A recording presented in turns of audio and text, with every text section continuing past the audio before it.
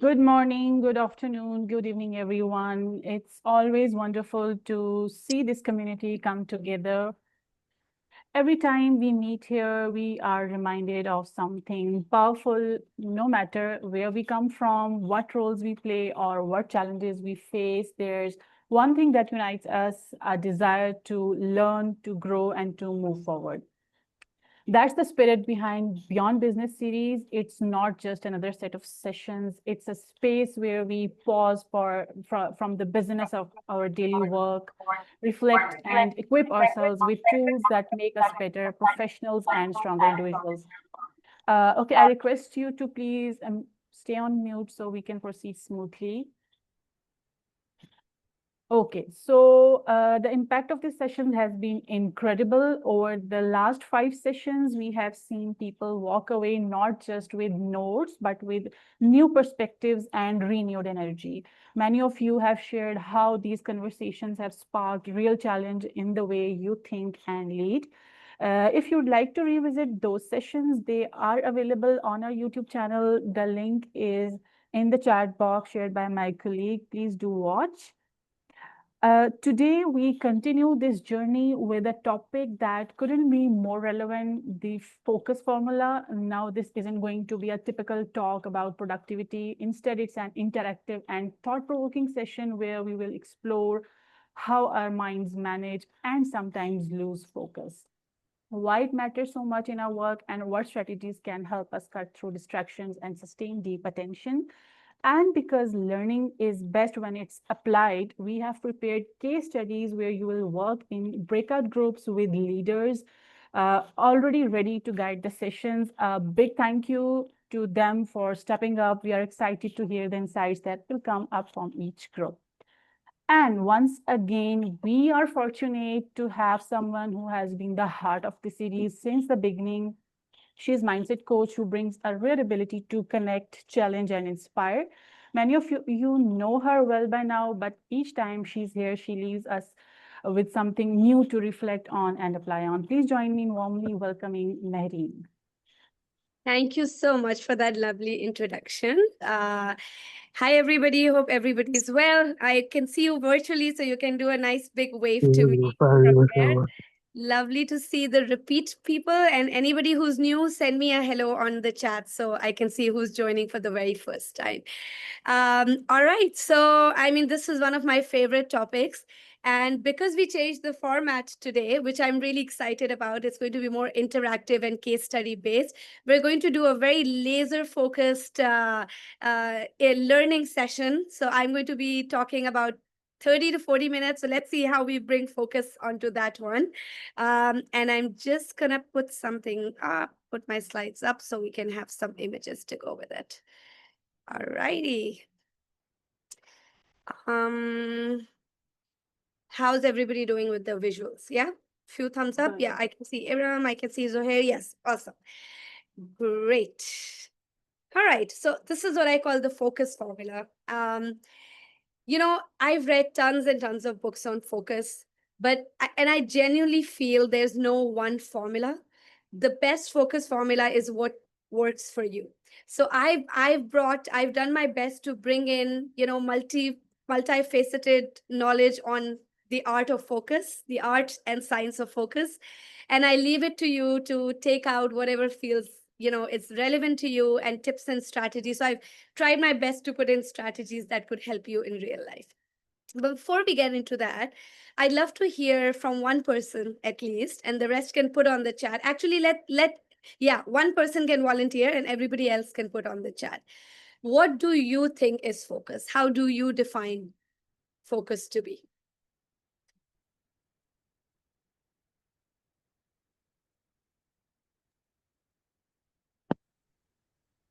May I, if no one else is volunteering?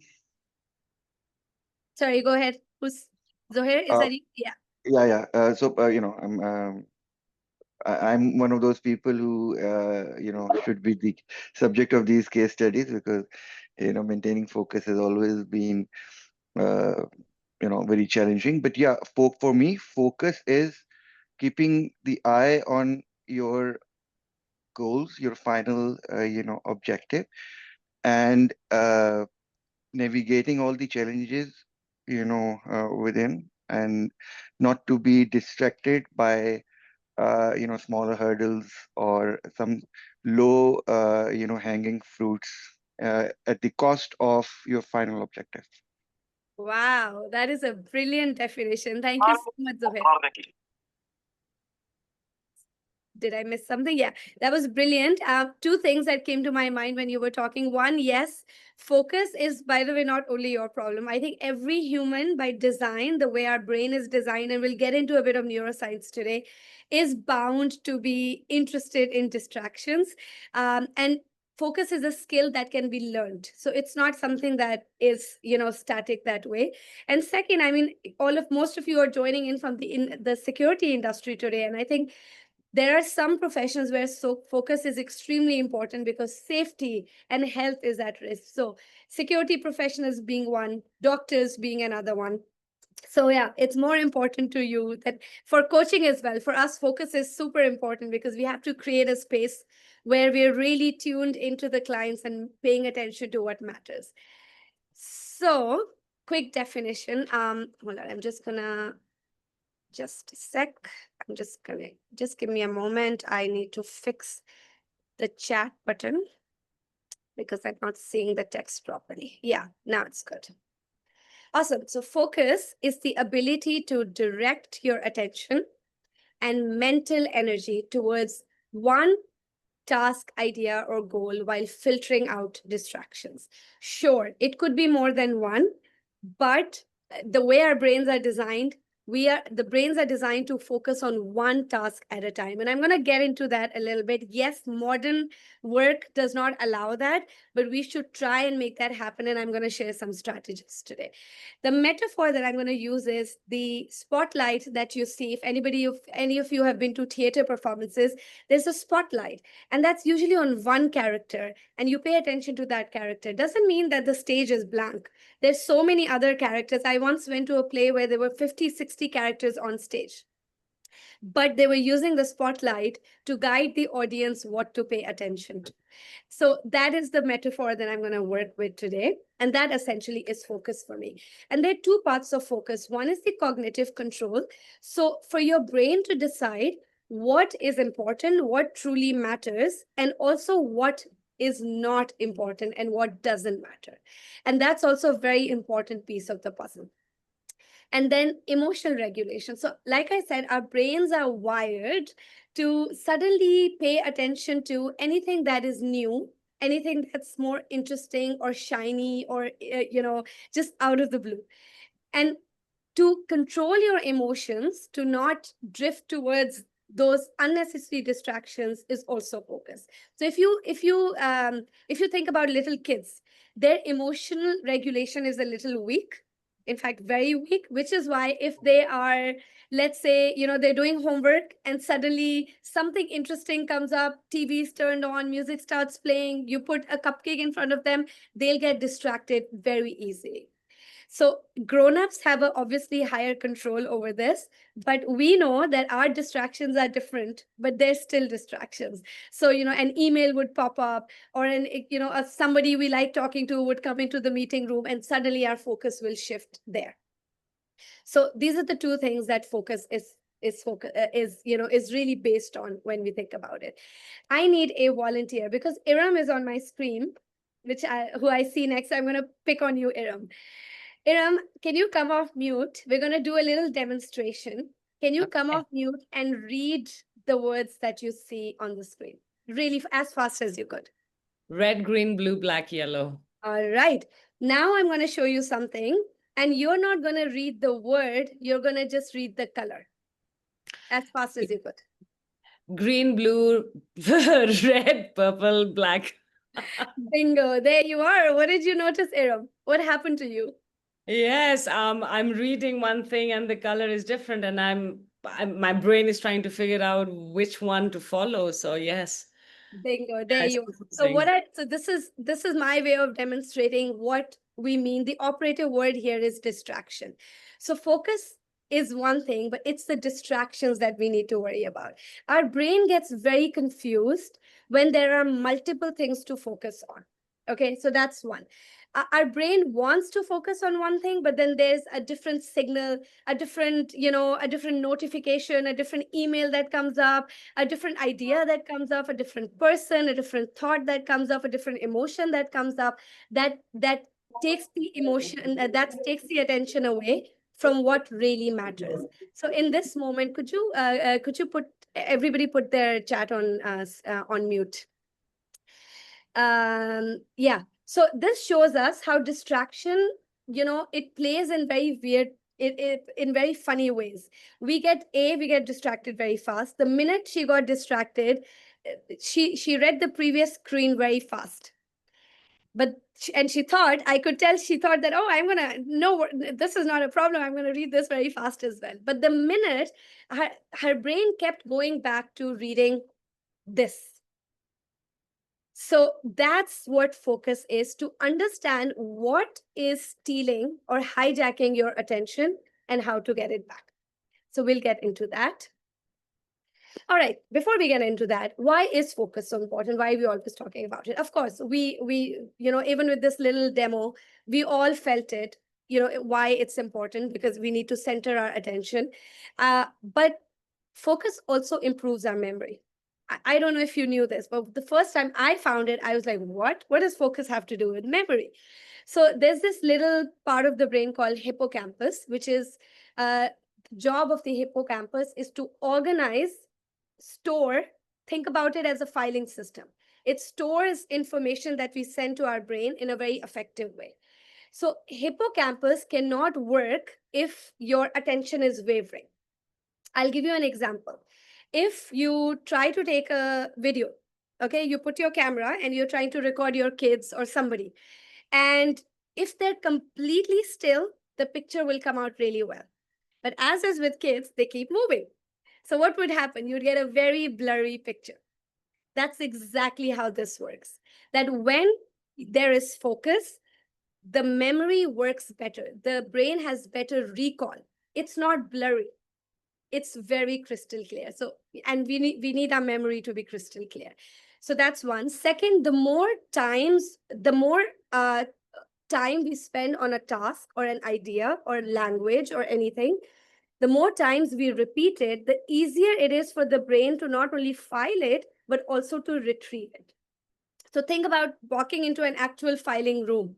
If you've been to a certain section again and again and again with complete focus, you'd know exactly where to go.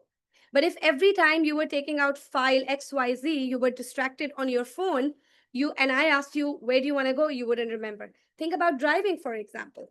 My sister, she's been living in the same city for about 35 years. And if you ask her, how do you get from, and it's a very small city, by the way. If you ask her, where do you get from this place to this place? She wouldn't know. Because the minute she sits in a car, she's on her phone. She never pays attention to where she's going. So 35 years and still she doesn't have a good memory of the roads and the directions. So that's one. Then focus improves our overall well-being. Of course, when we're focused on something, we're less stressed, where our progress around that task improves. That leads to more dopamine, and we feel good. We feel good, we feel happy, we feel less stressed. Focus helps you achieve your goals. I think Zohair explained that, if I'm not wrong, Zohair explained that really well.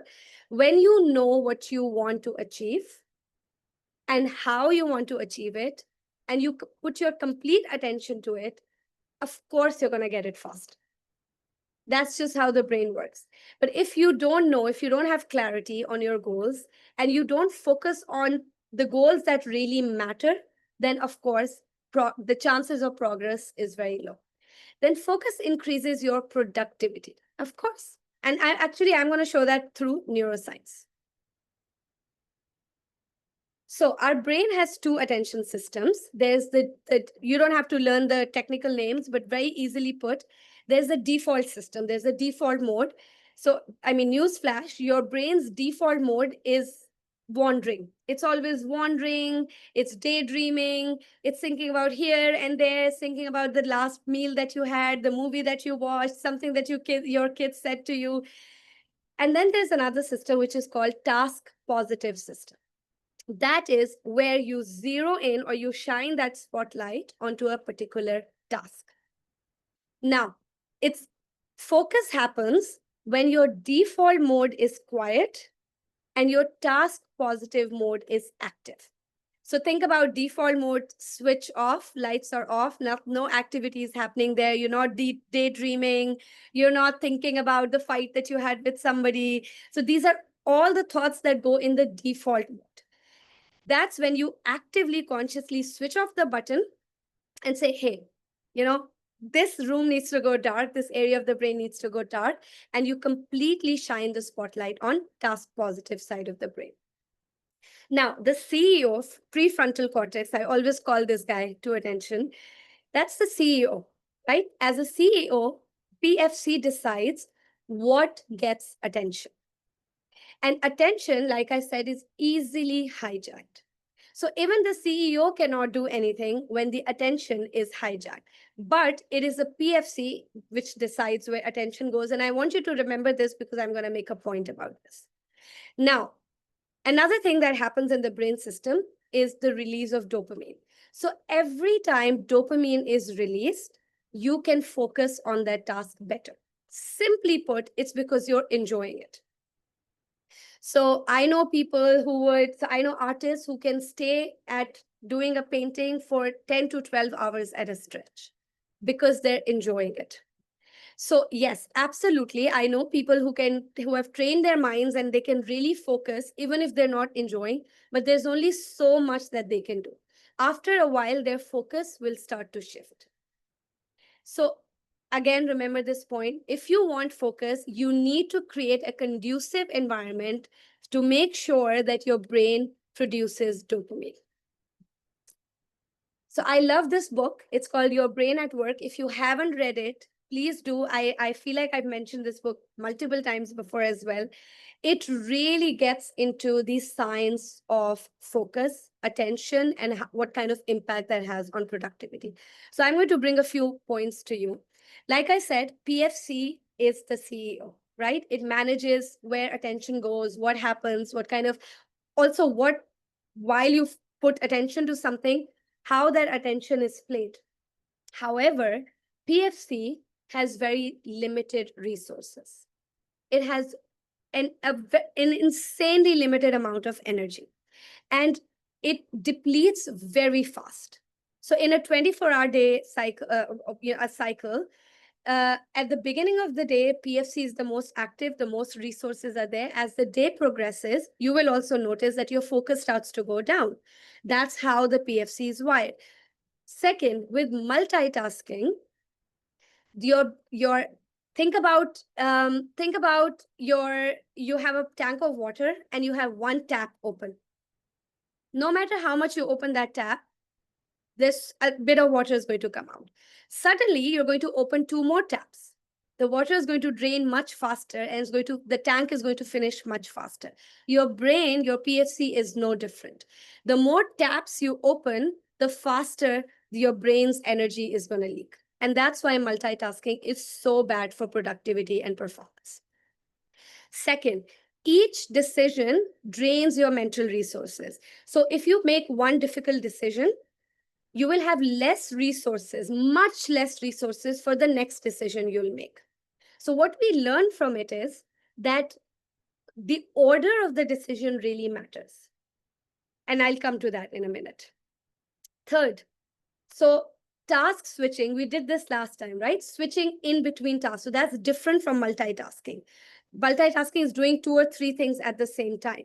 But switch tasking is doing one thing and then doing another thing and then coming back to this and then going back to another thing. It wastes time and it lowers your efficiency. Now, what do we learn from these 3 points?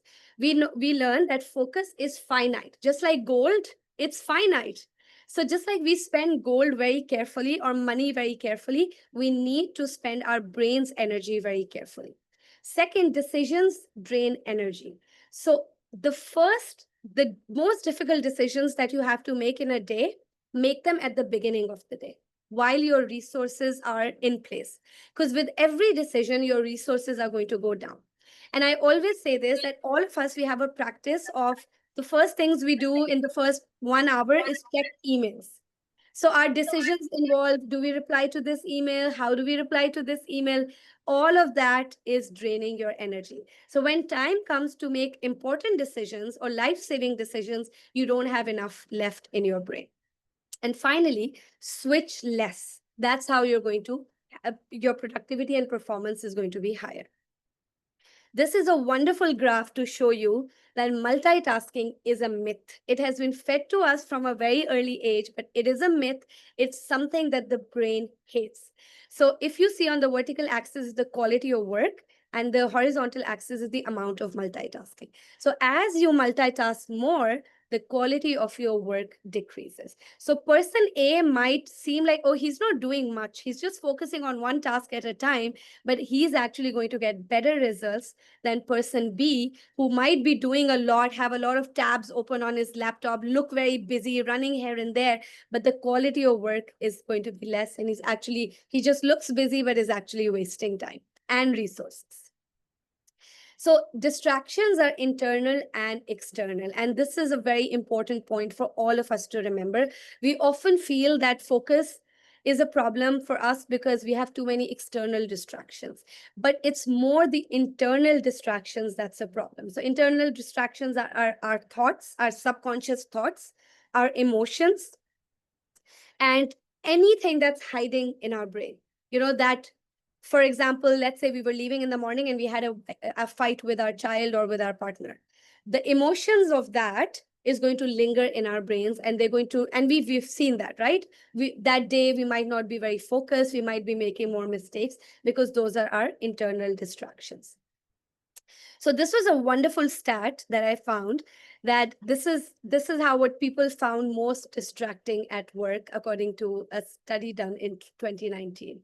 So chatty coworkers, I mean, that's true for me. 70% was office noise. So I know a lot of people who now wear noise canceling headphones, but offices might do well to understand how to minimize noise. Feeling overwhelmed by changes at work, it could be anything. Meetings, and meetings are a classic example of switch tasking. And then 56% is social media, which is your phone, your Instagram, your Twitter, your LinkedIn, all of those. I mean, ask yourself, how many times in a day do you check WhatsApp, Instagram, LinkedIn? And all that is switch tasking. Okay, so I want to introduce an important concept, which is deep work versus shallow work. So shallow work is anything that doesn't require your cognitive skills. It's checking emails, it's all of that. It's checking your phone, it's, chatting with coworkers. It doesn't bring much value to what you're doing. It's important, but it doesn't bring much value. And it can be done even when you're distracted. It doesn't require your complete focus. Deep work is cognitive tasks, professional activities that require a lot of brain power, and it requires laser focus, and it adds value to whatever you're doing. And neurologically, deep work is what strengthens these neural connections that we have in our brain. So it increases the quality of what we're doing, and we're able to concentrate for longer period of time. So the more you engage in deeper work, A, your brain is shaped that way, and B, your focus gets better, and then C, your performance gets better. So again, from a neuroscience point of view, focus your attention to deep work and not tasks that are part of shallow work, because they're just going to use the energy of your brain. All right, so a few habits that could help you build focus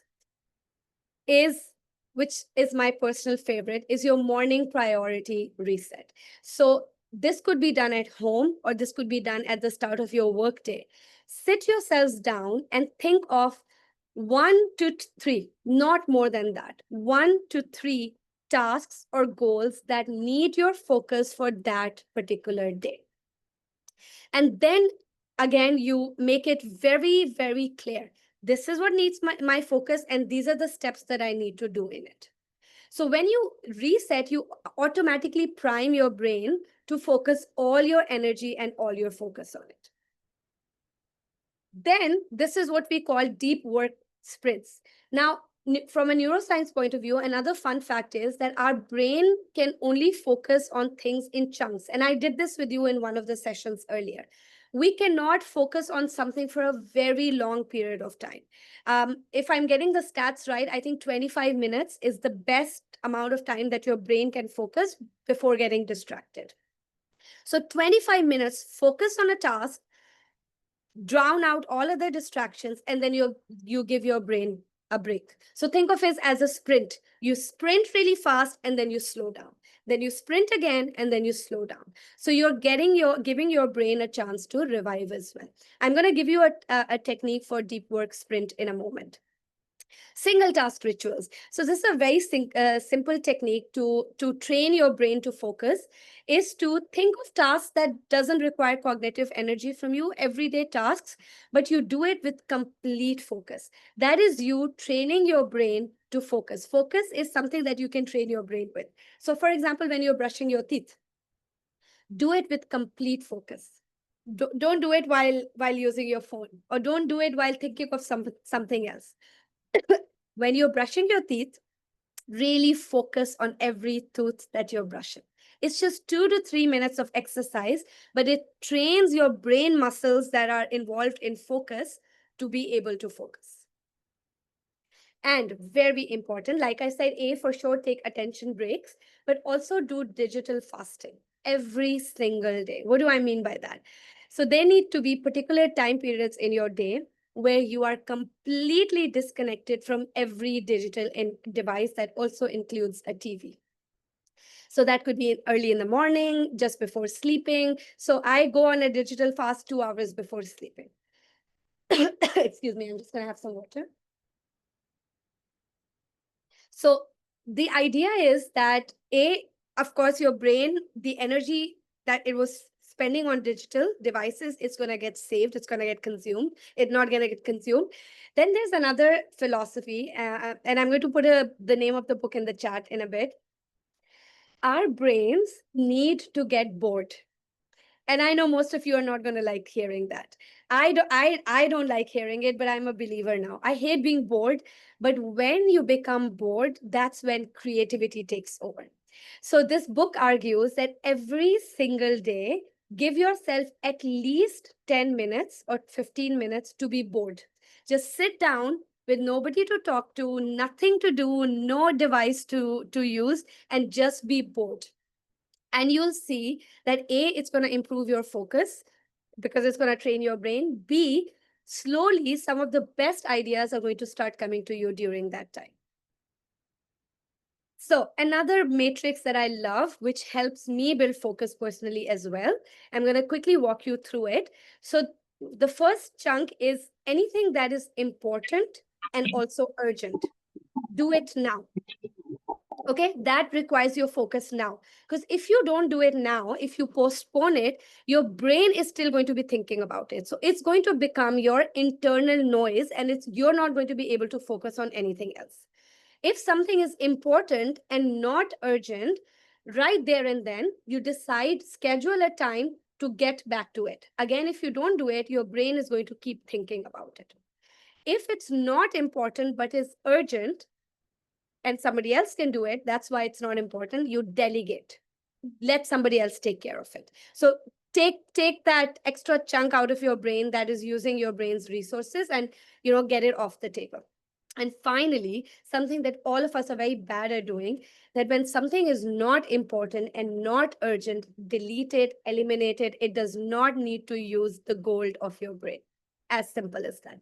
And most of us during the day, by the way, are engaged in this red zone.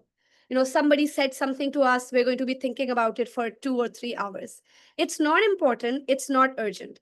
If I'm not wrong, I think it was the CEO of Coke, if I'm not wrong, who said that everything that is taking up your attention, ask yourself, am I still going to be worried about this or thinking about this in 24 hours, 1 week, 1 month? If no, delete it. Erase it from your brain. It's not worth your brain's energy. So what the Eisenhower decision matrix does is that it clarifies priorities. It lets you focus on what truly matters rather than you firefighting all the time. You just focus on where you need to, put out the fire first. It automatically reduces stress. You focus on high impact decisions that really need your attention. It avoids spending energy and time on low value tasks that don't need your attention right away. And it's all about smart planning, like I said, rather than constant firefighting. So this is a technique that I was talking about when I mentioned the sprinting. So one of my favorite techniques, it's called the Pomodoro technique. What it does is that choose a task, whatever you need to focus on, you set a timer for 25 minutes and you focus on the task without any distractions. And then you enjoy a 5-minute break, let your brain reset, and then go back to that task again. And you repeat this 4 times before taking a longer break. And I have seen personally this to be an extremely amazing strategy for improving your productivity. You'd find yourself very productive. Also, 25 minutes is very doable. So even if a task is tough, your brain will remind you, hey, it's going to end soon. Another technique, from one of my favorite authors called Nir Eyal. He wrote the book Indistractable. I'd also suggest you give it a shot. He said that, and this is especially true for people who find focus very, very hard, who can't even focus for even a little bit.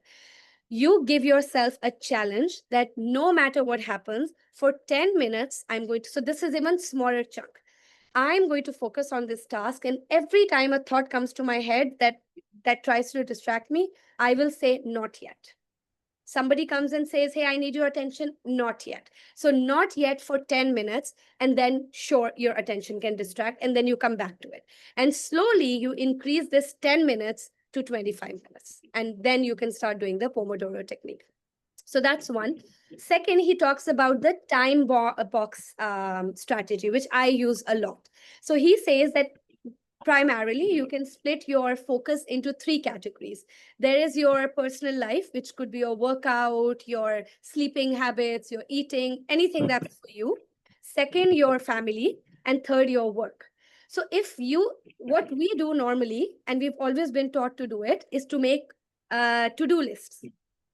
Now, to-do lists, if you've ever made it, gives you a lot of stress. Because if at the end of the day, you've not checked all of them, you get very demotivated. And if you look at it at the start of the day, you get intimidated that there is so much to do. So what he suggests is that you split your day according to blocks. That 7 a.m. to 8 a.m. is my personal time block. I'm going to go do exercise or do whatever it is. That's your personal thing. 9 a.m. to 5 p.m. is my work block. And then 5 p.m. to 8 p.m. is my family block. And you don't let one block, override the other. This way you get everything done and you're not stressed about multitasking as well. Oh, yeah. So there's 3 more points. Actually, there's 1 more point that he makes, and there are 3 pacts for this.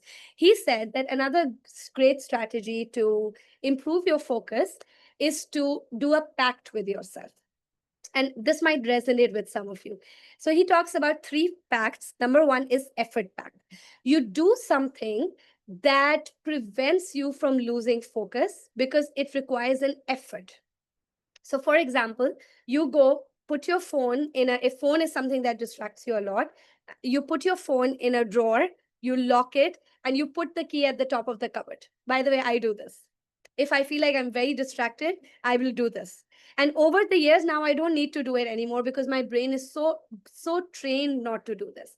So next time you want to check your phone, it's going to require an effort, right? You're going to get up from your seat, you're going to go to the next room, you're going to take the key out from the top drawer closet, and you're going to open it and then take your phone out. So automatically your brain will resist that effort and say, hey, let's just focus on this task right now. So that's one. Price fact. Every time you lose focus, or every time, let's say you give yourself 25 minutes to work on a project or on a report, and you get distracted. Every time you get distracted, you keep a jar and you put $10 or $100, depends on how important that task is, into that jar. Every time losing focus is going to cost you, again, your brain will want to avoid that threat and will automatically focus better. Finally, identity pack. This is where the power of language comes in. You tell yourself, what identity do you want? Do you want the identity of somebody who's failing to focus or who's not focused? Or do you want the identity of being indistractable? So repeat that to yourself. I am somebody who's focused. I am somebody who is going to give 25 minutes to this task. So when you give that message to your brain will automatically put it into a code and feed it to the main system. So you will automatically be wired to pay more attention. Now, a lot of people say, but hey, you say we should only focus on one thing, but in a work day, we have so many things to focus on. How do we do that? Sure. There's also a wonderful technique for that. That's called the 3-2-1 technique for time management. You find out 3 key priorities, 3 high impact tasks or goals that you need for that day. Try your best not to go beyond that.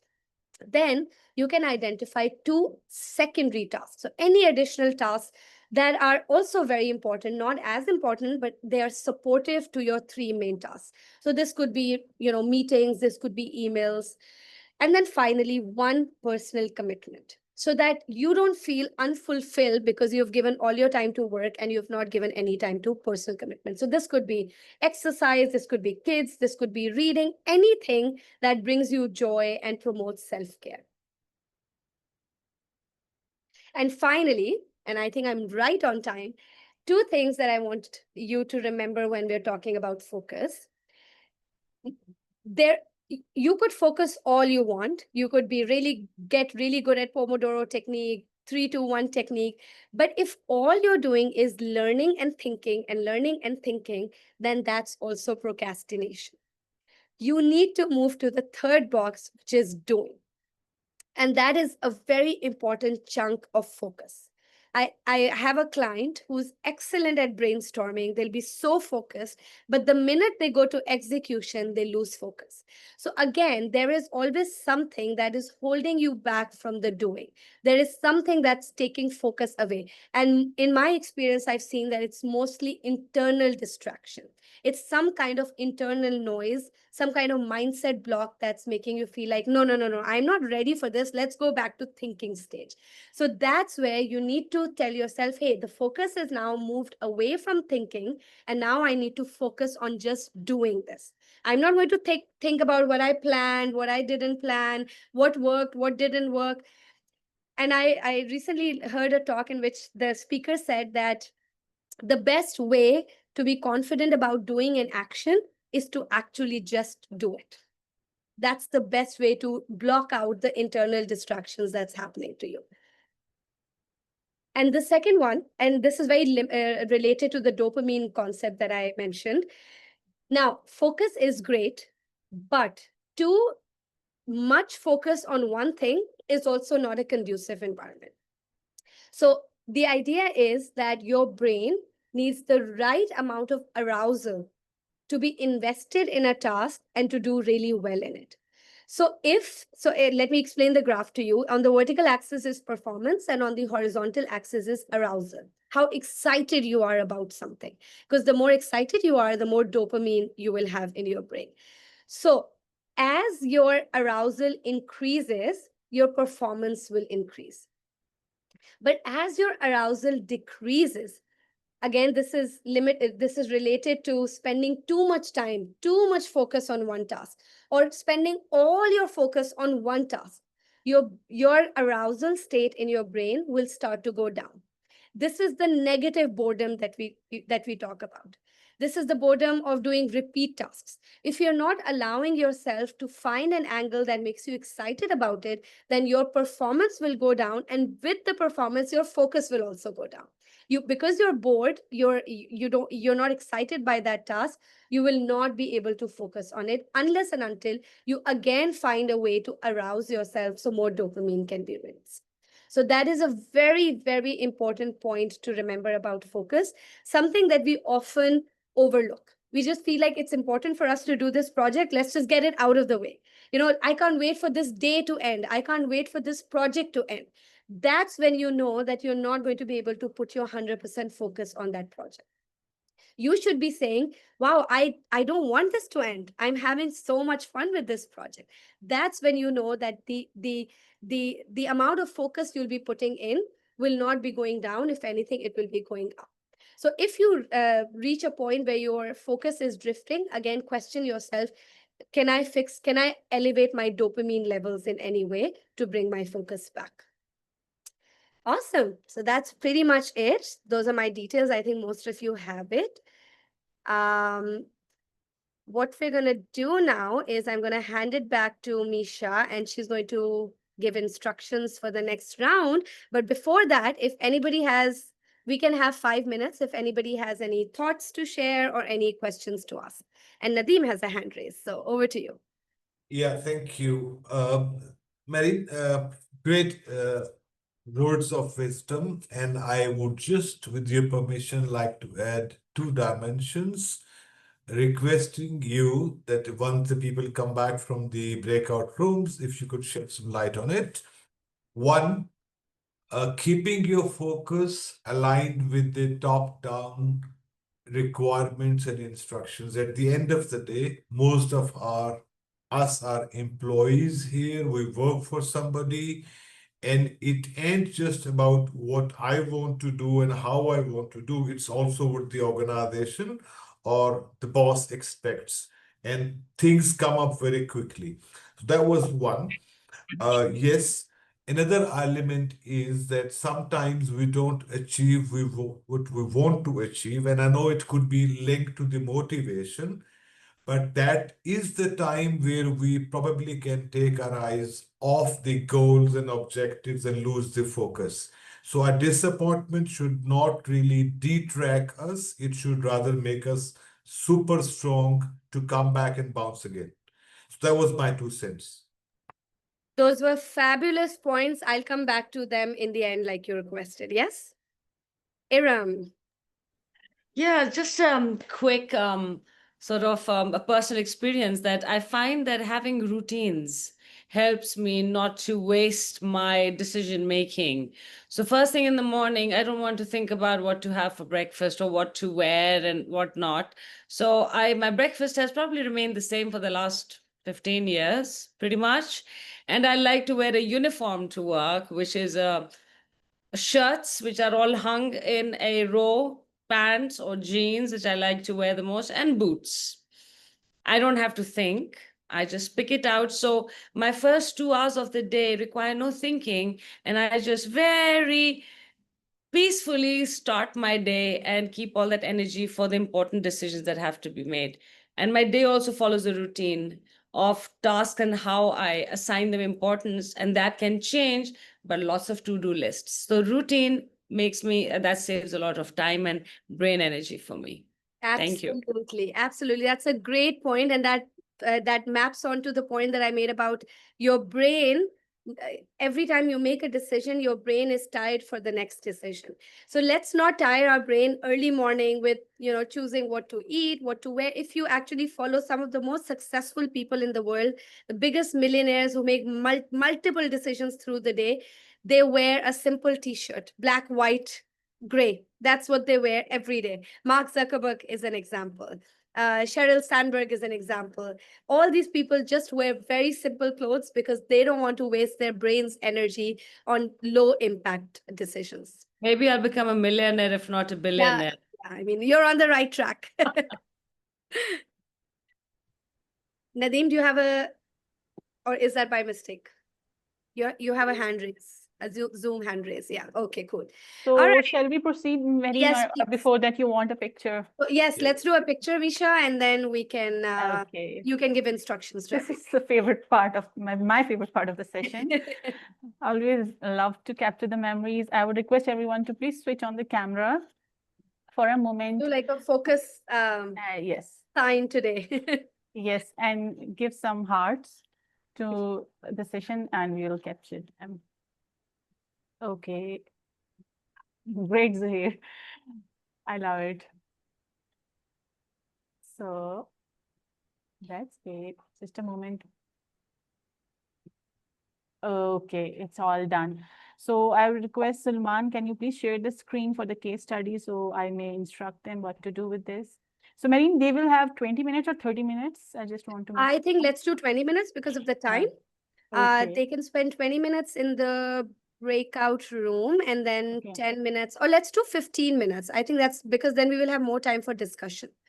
Okay, I'll assign 20 minutes and then I'll send that like reminder or something that if 15 or 20 in between, we will close the rooms. Okay. How about let's do 15 minutes discussion so we Okay. can come back and have 15 minutes for the main room discussion. So let's do 15 minutes Okay. for breakout, and we can Okay. send a reminder 2 minutes before the time is about to end. Okay, just a quick rules. So here are the case studies which have already been assigned to the leaders, and each case study includes the name of the leaders who will be facilitating this discussion. And you may also take screenshot of this screen for the reference when you move into the breakout rooms. Okay, who's this? Okay, so when you move into the breakout rooms, participants will be randomly. Okay, I'm sorry. I think there's someone. Amin, Sohail, please mute yourself. Yes. Okay, let me do that. I think there are a few people. So somebody was talking about focus. That's what it is. Okay. So, okay, let me repeat. So when you move into the breakout rooms, participants will be randomly assigned to a room with one of the leaders. So the leader in your assigned room will guide the discussion on the case study listed above their name. Please note that the breakout rooms have already been named according to the main heading shown on the screen.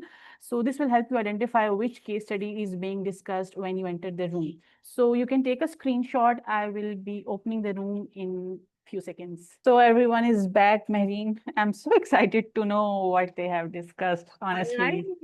This So session is gonna be very show me with thumbs interesting. up. How was your experience being in the breakout room? I was able to listen to some of the conversations as I was hopping Oh. from one room to another. Yes, Eric, absolutely. It But was very short. I wish next time we'll try to make it even longer if we can. But yeah, please do. when you're discussing time flies, but I did listen to some of the things that you were talking about, Eric, and I made a few notes, so I'll get to my notes in the end. Misha, if you could go from group to group, let's take about 10 minutes so that each group could have 2-3 minutes to talk about their key learnings. Maybe the team lead can talk about it, or a volunteer, as you wish. Okay, so we will, I want that each group leader could raise hand and come one by one. And when one leader completes, the group members from the other group can ask questions from the one who are against that, if you know what I mean. So, okay. Just to make sure that this is, aligned with the time and we're focused Yes. on the discussion, maybe each group can share one key insight that came for them. You can assign the time, like they have And, 5 minutes or 10 Yeah, minutes. and no need to tell us about the cases. Maybe Misha can share the screen so all of us are aware what Okay, sure. Salman, please share the screen so people may know what are the one cases. key insight per group. So let's start with the first one. Zohair and Iram, are you volunteering to go first? Okay, so we'll go with Zohair first. Your hands were raised, yeah. No, but All right. mine was the second case study, so, and it's always ladies first. Iram, I think you can go for first. When it suits us, ladies first. Okay, no, thank you. I don't mind either way. Yes.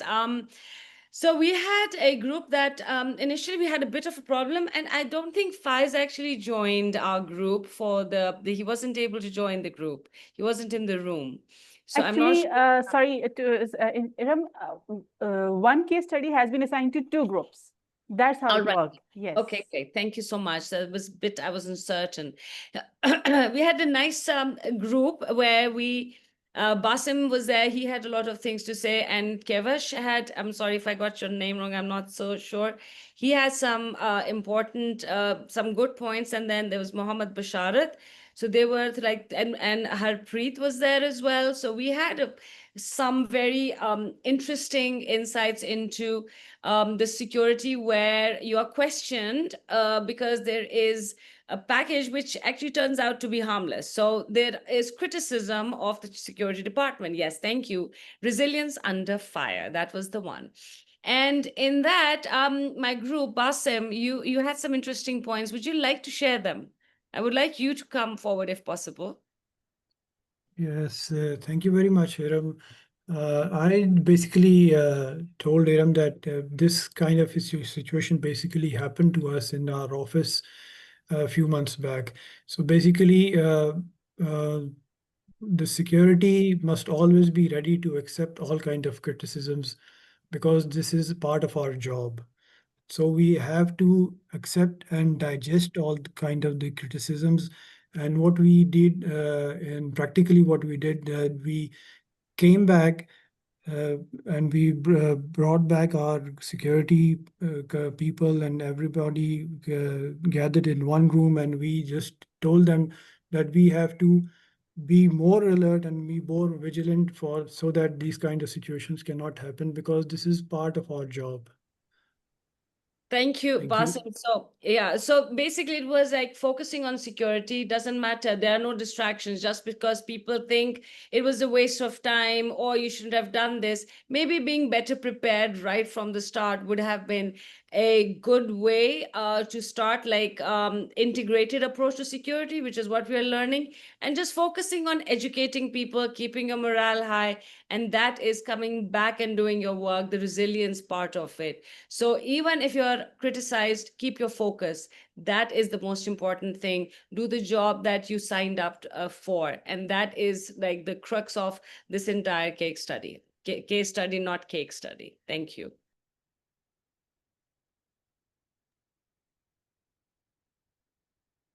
Maybe you're trying to struggling with the stress, I suppose. So any other group member, if you have any question from Hiram's group, so you can ask. Yes, so we have hand raises from Zohair, Kevin, and Faiz. So we can just go in that Okay. order because that's how I see it on the screen.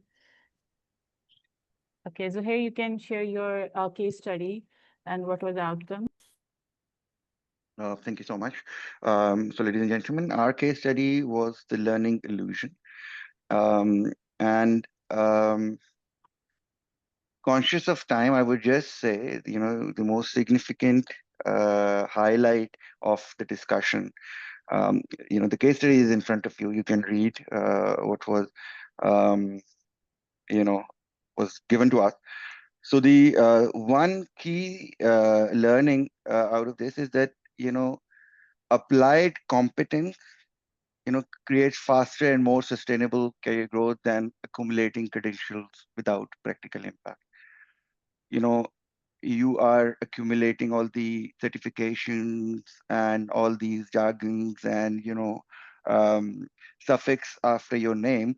But if you're not, achieving the impact for the organization, your growth trajectory might be a short one. But on the contrary, if someone who is accumulating sufficient knowledge and credentials required for a certain professional, but they are more focused towards the impact and achieving the business objective, their growth trajectory would be more sustainable and higher. So that is basically one of the highlights for us was, and it also makes the job of the leaders very important to recognize the red flags within the team between people who are more focused towards getting their self, achievement and getting all these credentials, certifications, etc. And in comparison to those who are focused towards getting the KPIs in time, getting the objectives in time by implementing the knowledge they have on ground. So that basically the importance of the leadership to cultivate that culture of recognizing the impact rather than uh, the the credentials of someone. Can I ask a Questions? question here, Marine? Yeah, go for it. Okay, so here my question here is, and we're talking about ambition distracting from the true growth. Would it not also mean ambition of one person to exceed the others or excel, and forget about the whole team effort here, and the approach to a team as a whole rather than individuality, the individualistic attitude of personal ambition only? Does that not have a role to play here? Exactly. I think the key here, one of the factors here is, it's a uh, unified growth and collective success, right? A team, a person cannot succeed alone. um, it has to be a team and the organization itself. If one person is succeeding in life, they are getting all the credentials, they're getting promotions, and the organization is not doing well, then there's no point of having that person getting all the growth and all that. It has to be an accumulated, unified vision and objective, which has to be achieved. And the knowledge which individuals they gain should contribute towards the success of the team and organization. So there's Right. no point of having that knowledge and success if you're not contributing towards success of the team and the organization. So that is how the leadership needs to create the balance, while just maybe distracting from the point here, that as a leader we need to build our teams as well. We have to also prepare our team members for the future roles, which based on the industry requirement would require certain credentials, certain certifications, to be obtained. But we have to keep the balance by keeping people motivated. In army we say that the training is the biggest reward we can give people, because training in peace save lives in war, right? So if we are making people getting trainings, getting development, it will make them succeed in their life and their the work as well. So thank you for asking this, Thank you. but I think know, Thank you very this is much. what it is. Yeah. Thank you.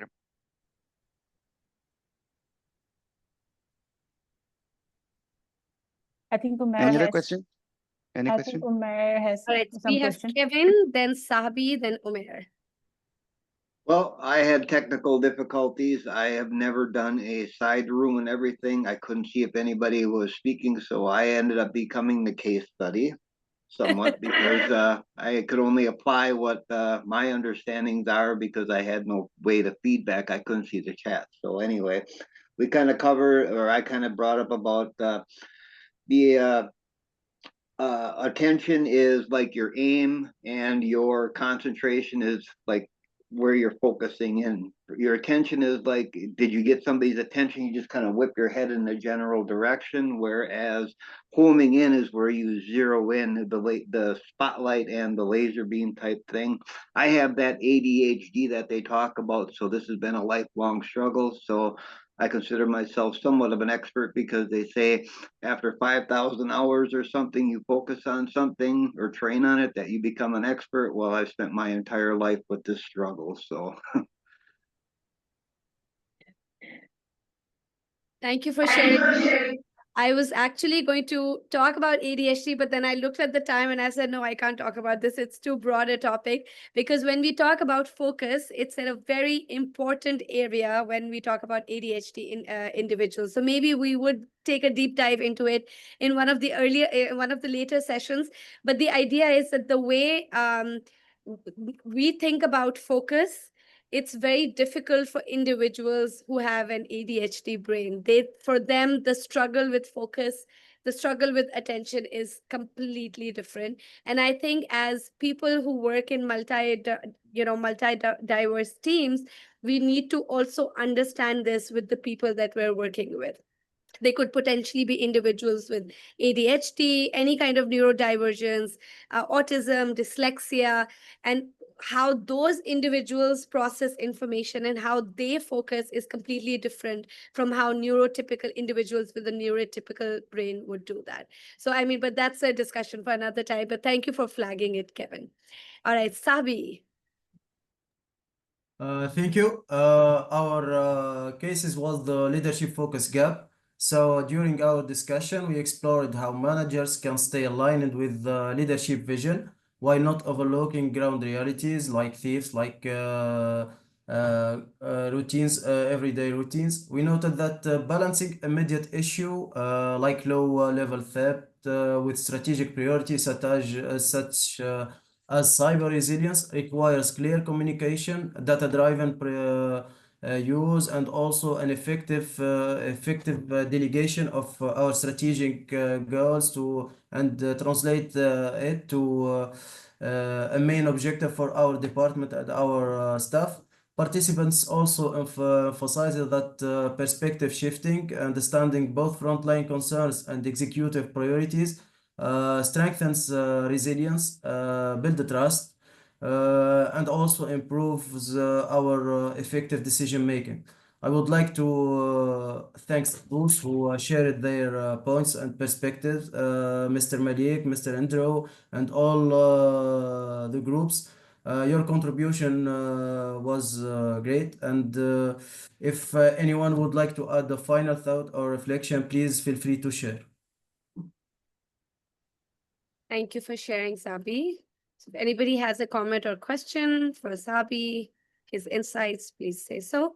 Otherwise, we'd move to Umair Malik. Yes, Umair, go ahead. Yeah, thank you very much. Can you hear me? Yeah, we can. All right. Well, the idea of focusing on the objective in hand is really very significant. Otherwise, you will lose the, it is always said that the direction is more important than the speed.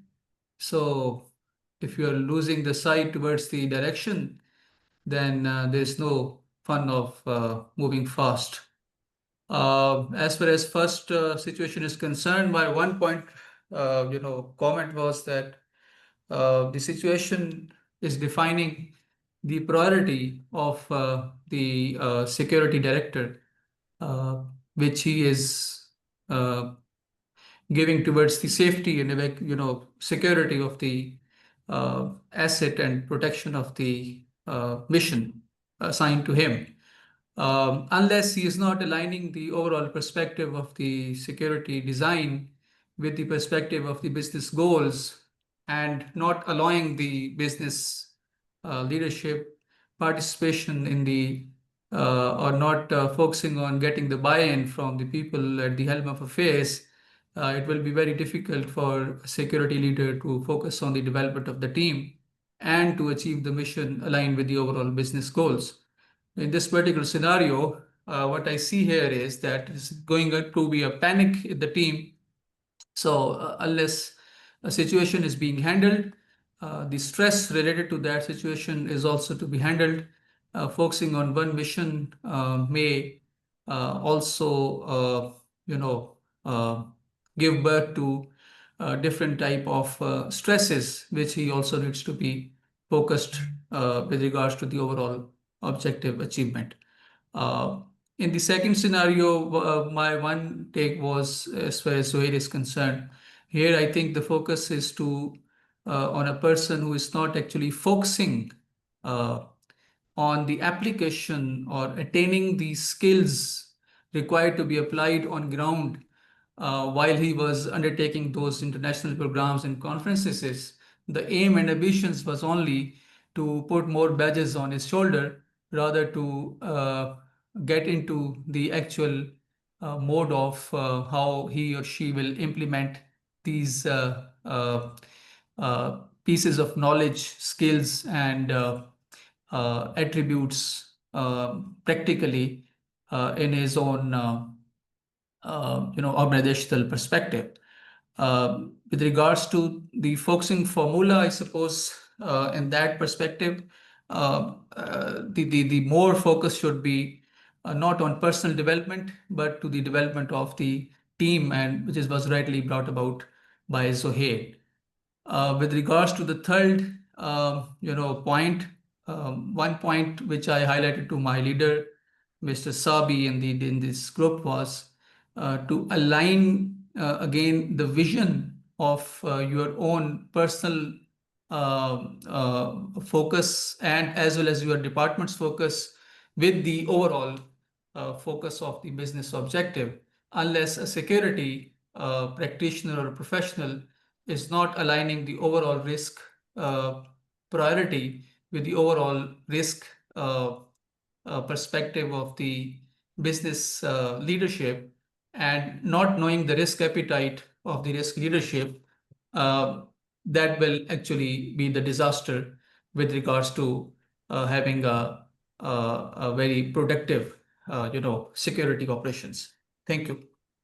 Matt, thank you. I just need to raise our flag. We are a little short on time. Two leaders are yet to come back with their inputs. Thank you, Matt. Really appreciate it.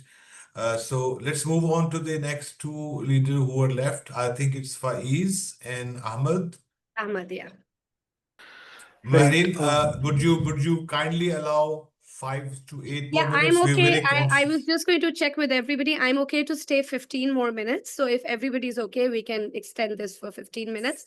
And Thank I you. will need about 2 to 3 minutes right in the end to answer some of the questions that I saw in the chat. All right. Awesome. All right, go for it, Faiz. Hello. Yep. I never found when you joined, Marine, but I think you joined when I was having a discussion with one of my colleagues. Unfortunately, like Kevin, I did not get a chance to talk to people because I don't think they could connect. So first scenario, resilience under fire, and Iram, you bagged all the people that you could talk to. So yeah, I generally agree with what has been said on this topic. Just one of the things that came to the fore when I was discussing with Sohail was the only person that I could get across to was that when a person in position of power, a CEO, would berate a security director for a safety move that could have potentially saved the whole office, I think one of the things that would actually help or that would actually retain or refurb the focus here with the team and for the CEO would be the security to let them know what the return on investment is and how much you've saved. I mean, I kind of think like that. So you tell the business how well you're doing, how well you're trying to do, and in that stead, you encourage them to rethink their priorities. I think that's about it. Thank you very much. Thank you, Marine. Thank you, everybody. Thank you for sharing, Ahmed. And Thank you very for much. I wish that we had more time in the group. Since me and Zuhair, we share the same case, which is the learning illusion. So I will agree with everything that Zuhair and his group said. We all had let's say, the same thoughts about that person who was always working on having more spotlights on his or herself, which is not good, let's say, for the industry. But what I really wanted to say, if we had more time now, this is something we didn't have much time to discuss, like how to correct that culture, because sometimes that person is doing that because of the place or the culture that he works in or she works in promotes this kind of act, that being that person who's like always running after the spotlight and leaving all the actual or the people that actually doing the job behind. At the same time, unfortunately, the culture itself is leading for this kind of actions. So this is what we didn't have much time to discuss that, but this is what we had. This is what we had in mind. Let's say we were guiding ourselves into discussing that. Thank you very much, everyone. Thank you very much. I think that's all the leaders. Marin, may I just 30 Yes, please. seconds? Please do. Please do. So I'm sure everybody here would either say yes or no. If they say yes, share a thumb in the comments. There's an opportunity For those who could not get talking to the groups, I would divide these 6 members into 3 groups each and allow you to please write a short article, 300 to 400 words on it as a group. I'll make sure that goes into the newsletter of IFPO as well as one of the magazines that we are knowledge partner with called Security Middle East. Ahmed and Subhi, I look at you more because you would have the kindness to share this with our Arabic alumni. So if you could please take any one each. Third one, nobody else. I will take it on me and I'll find somebody to help me for grammatical aspects of Arabic. So we'll do 3 articles, one by Faiz, one by Iram, and also by Kevin. And Ahmed, myself, and Sahbi will do in Arabic and we'll share the list with everybody. Sorry for Mahreen interjecting here again, but this was what I thought that it will help the greater community. So back to you, Mahreen. Never a problem. You can interject as many times as you want. Also, somebody is asking for your email address in the chat, so please do put that. I want to say thank you, everybody. I mean, I hopped, across breakout rooms and I caught some of the discussions. It was really wonderful to see everybody share their ideas, and then everybody did a wonderful recap here. So safe to say, I think this little experiment we did today was really wonderful because it brought a lot of engagement, and I think everybody had a really good time in the breakout room. So definitely, I think at the end, Misha is going to share the feedback form so we can get into that. Very quickly, I'm going to ask for 5 minutes of your time to get through some of the very important questions that came in the chat, and I'll be very brief. The first question was by Nadeem: how do we keep focus aligned with top-down instructions, right? It's not about us. So yes, all the strategies we discussed today, you put them in place. But how, and I loved, I think it was Eric who talked about metacognition, who said we have to start thinking about focus. So we have to start focusing on the art of focus. And that's how we actually end up training our brains. So when we do that, it's not only about us as an individual, but so it's multifaceted. We start thinking about how do we increase our own focus as an individual person of that team. And as leaders, how do we create a culture of focus for everybody else to follow? So how do we get a buy-in into a team's focus or an organization's focus? Is that when so 2 ways, whatever tasks has come down from top down, from the leader, from the organization, we have to think about our side. How do we buy into that task? What are the 2 or 3 main goals that I am setting for myself to focus on as part of this larger plan that has been come down to me from the top? And so that's one. Number 2, very important, as humans, we always focus better or have a greater buy-in when we understand how is it that goal that has been set adds meaning and value to us. And it's up to you how you figure that out. So either you have a conversation with the person who's passed down the goal to understand how can I contribute? Because for a human brain, it's always what do we bring to the table? So when you figure out what the larger goal is, how does it become your goal that you can own? And how does it add meaning and value to you? You would be able to focus better. So that's one. Then second thing what Nadeem asked was that if we don't achieve, our focus dips, then what do we do? So again, if we frame the dips not as failures, but as feedback, it could excite our brain. It could give us that relevant dopamine we need to shift our focus back on that. And again, I would bring the metacognition here. If we focus on the focus, what is it that we need to be able to focus on it better? Let's focus on what I need in this moment to bring my focus back so I'm more excited about this work. And human brain loves challenges. It loves positive feedback.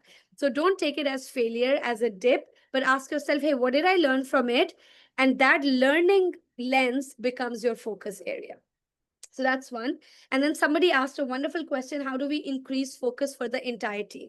As leaders, it's our responsibility to not only improve our focus, but to set the environment, to create the right environment for the rest of the team.